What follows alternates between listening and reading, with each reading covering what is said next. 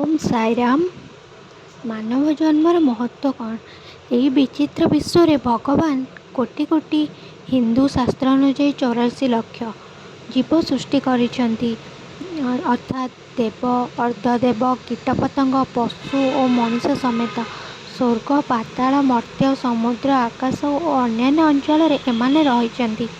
एमानक मध्यरु जेउमाने पुण्यवान सेमाने स्वर्ग को जाइथांती एवं सेमानंकर कर्मफल भोग कर सारिबा पर्यंत सेठारे रहंती और तत्पर पुणी तलकू खसंती।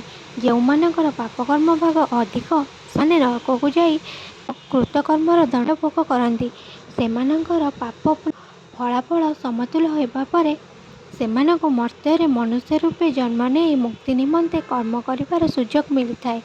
परिशेष जेतेबेले पुण्य और पाप उभयरु सेमाने संपृक्त भाव में मुकुलती सेतेबेले ही सेमानंकर मोक्ष प्राप्ति होइथाए।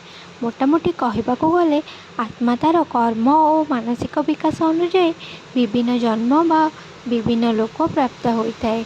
ओम साईराम, जय साईराम।